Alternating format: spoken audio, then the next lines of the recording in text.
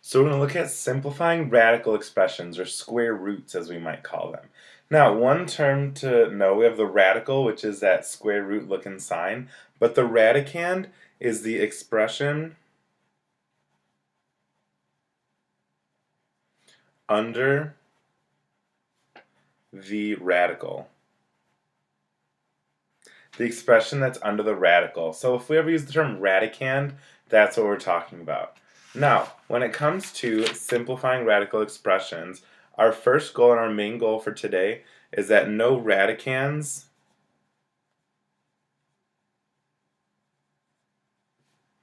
have squares except one, have perfect squares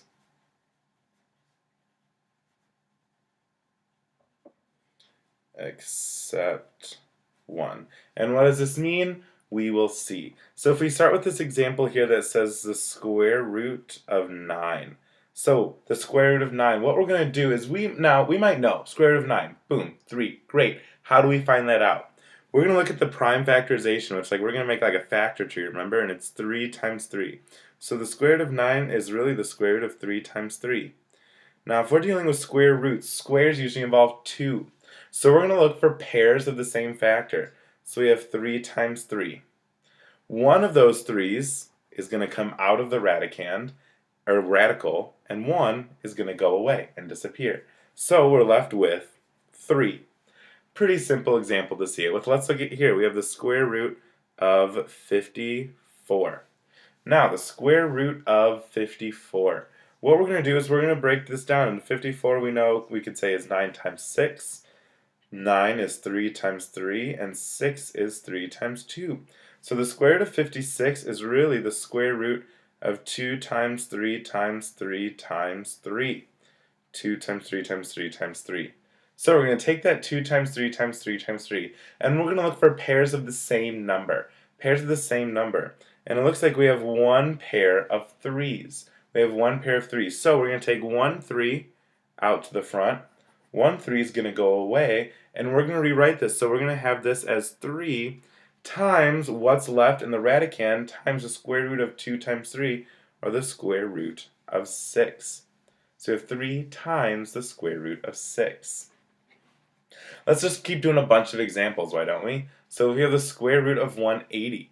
Well, let's see, 180 we can say is 18 and 10. 10 is 5 and 2.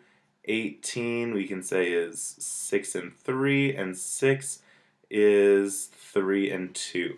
So that means that the square root of 180 is the square root of 2 times 2 times 3 times 3 times 5.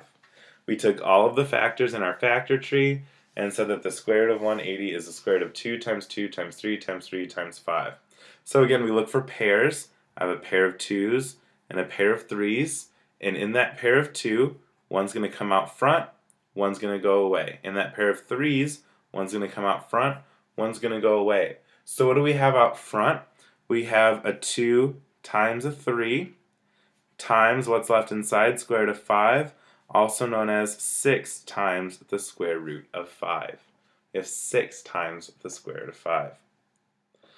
So we get square root of 52, why don't we? Square root of 52, well 52 we could say that's 2 and 26. 26 is 2 and 13.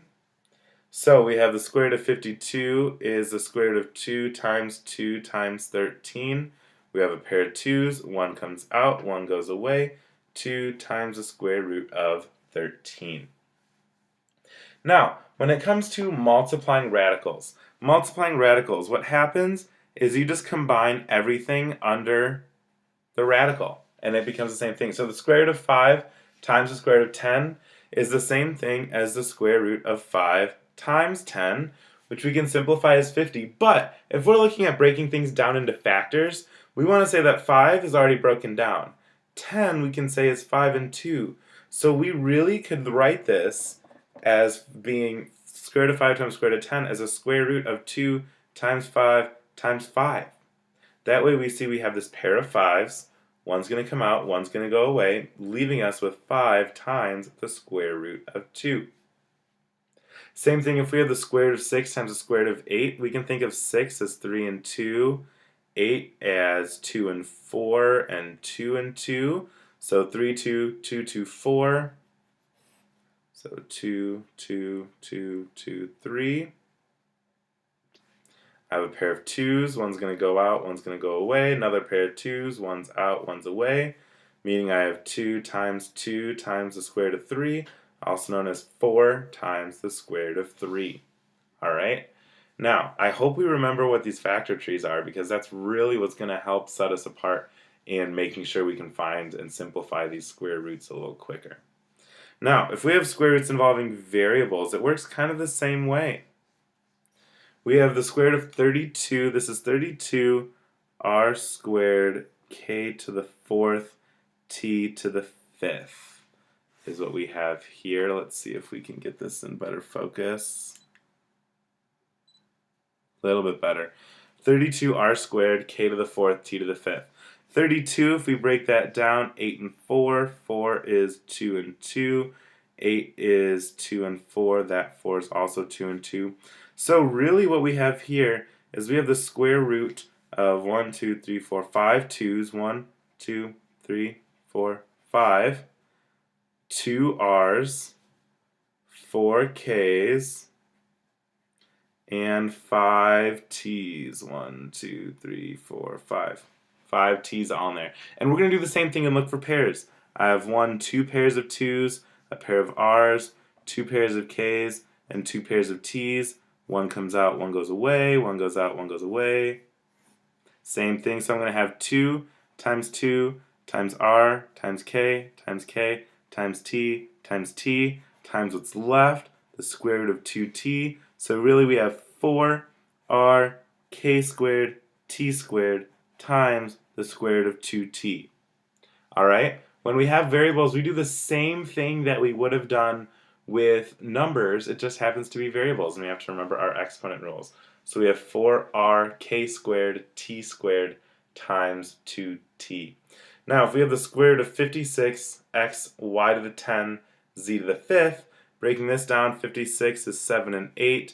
8 is 4 and 2. 4 is 2 and 2.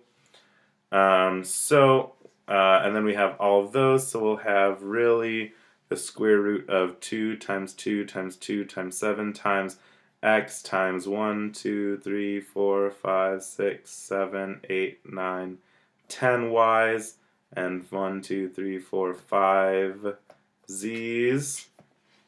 And for pairs, I have 1 pair of 2's, 1 pair of 2's. I have 1, 2, 3, 4, 5 pairs of y's and 2 pairs of z's. So I have 2 times, well, we'll know that that's y to the 5th, z squared, times what's left on the inside. We have a 2 times 7, so 14, and an x and a z, x, z. Alright, our practice problems come on page 1459, numbers 18 through 34 evens. Number 18 has us starting out by simplifying the square root of 56, which let's think we can break 56 down as we just saw in the problem before, actually. 7 and 8. 8 is 4 and 2. 4 is 2 and 2. So we can say that the square root of 56 is the square root of 2 times 2 times 2 times 7. And when we have 2 and 2, there's one pair that comes out, or there's a pair, one comes out, one goes away. 2 times what's left, the square root of 14. Take your time, make some factor trees, it'll be great.